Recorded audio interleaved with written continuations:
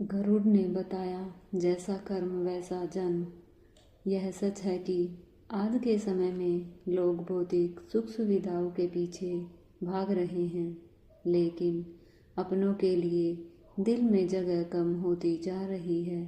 बुजुर्ग माता पिता जिन्होंने अपने बच्चों के लिए अपना जीवन समर्पित किया, वे ही अक्सर उपेक्षित रह जाते हैं। जीवन का असली सुख धन या प्रसिद्धि में नहीं, बल्कि सुकून भरे कर्मों में होता है। हम जैसा बोते हैं वैसा ही काटते हैं, यह प्रकृति का अटल नियम है। अपने कर्मों को सही दिशा में ले जाना ही सच्ची सफलता है। बुजुर्गों को सम्मान देना, अपनों के साथ प्रेम और सद्भाव से रहना ही हमें अंत में सच्ची शांति देगा। छोटे से गांव में एक संत महात्मा रहते थे, जो अपने ज्ञान और तपस्या के लिए प्रसिद्ध थे। उनके पास दूर दूर से लोग आते और अपने जीवन की समस्याओं का समाधान पूछते। एक दिन एक युवक उनके पास आया और बोला, गुरुदेव, मैं यह समझ नहीं पा रहा कि कुछ लोग जन्म से ही धनवान और सुखी क्यों होते हैं, जबकि कुछ लोग जन्म से ही निर्धन और दुखी क्यों होते हैं। क्या यह ईश्वर की कोई अन्यायपूर्ण व्यवस्था है? महात्मा मुस्कुराए और बोले, बेटा, यह सब कर्मों का फल है। हर आत्मा अपने पिछले जन्म के कर्मों के अनुसार इस जन्म में सुख दुख भोगती है। आओ, मैं तुम्हें एक कहानी सुनाता हूँ। गांव में ही एक धनी सेठ रहता था, जो बहुत लोभी और निर्दयी था। वह गरीबों का शोषण करता और दूसरों की संपत्ति हड़पने में लगा रहता। दूसरी ओर उसी गांव में एक गरीब किसान भी था, जो अत्यंत ईमानदार और परोपकारी था। वह हमेशा दूसरों की सहायता करता और ईश्वर का ध्यान करता। एक दिन अकस्मात दोनों की मृत्यु हो गई।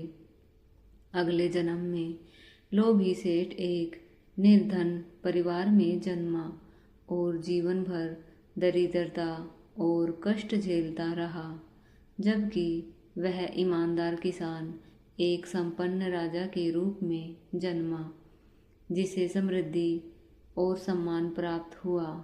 दोनों का जीवन पूर्व जन्म के कर्मों के अनुरूप था।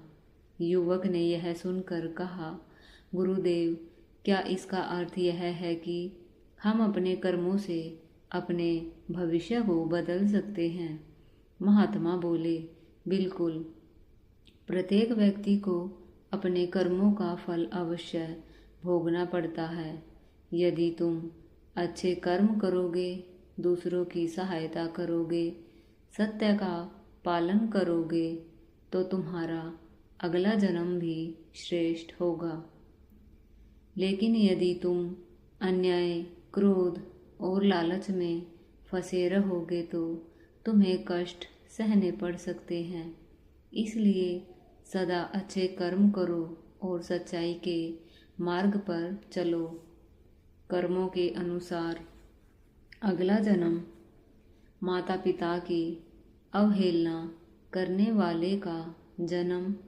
जो व्यक्ति अपने माता पिता की सेवा नहीं करता, उनकी अवहेलना करता है या उनके प्रति अपमानजनक व्यवहार करता है, उसे अगले जन्म में कछुए की योनि प्राप्त होती है।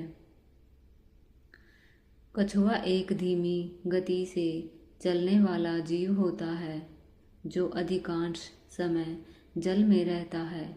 यह संकेत करता है कि ऐसे व्यक्ति का अगला जन्म संघर्षों और कठिनाइयों से भरा होगा। विश्वासघात करने वालों का जन्म। जो लोग दूसरों के साथ छल कपट और विश्वासघात करते हैं वे अगले जन्म में बंदर के रूप में जन्म लेते हैं। बंदर को एक चंचल और अस्थिर मन वाले प्राणी के रूप में जाना जाता है।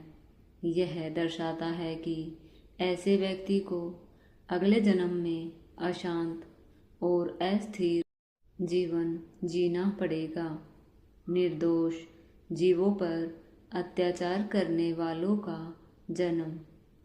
जो लोग निर्दोष और निसहाय जीवों पर अत्याचार करते हैं वे अपने अगले जन्म में कसाई के हाथों मृत्यु को प्राप्त होते हैं। इसका अर्थ यह है कि ऐसे व्यक्ति को अपने पापों का दंड इसी जीवन में या अगले जन्म में अत्यधिक पीड़ा के रूप में भुगतना पड़ता है। धर्म ग्रंथों का अपमान करने वालों का जन्म। जो लोग वेद पुराण गीता रामायण जैसे धर्म ग्रंथों का अपमान करते हैं उन्हें अगले जन्म में कुत्ते के रूप में जन्म लेना पड़ता है।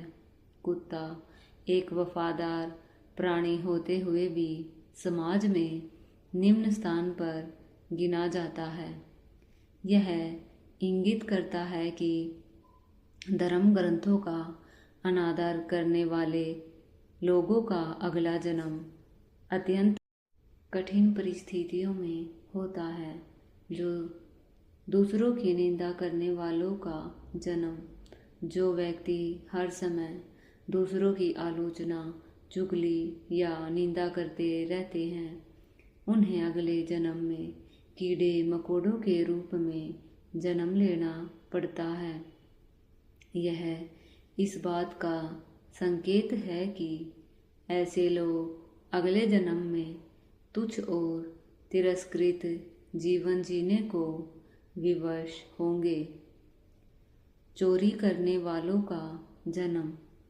जो लोग चोरी या किसी प्रकार का अनुचित धन अर्जित करते हैं वे अगले जन्म में तोते या छछूंदर के रूप में जन्म लेते हैं।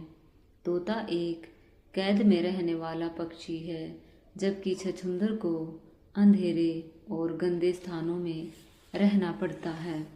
यह इस बात का प्रतीक है कि चोरी करने वाले का अगला जन्म कठिन और सीमित होगा।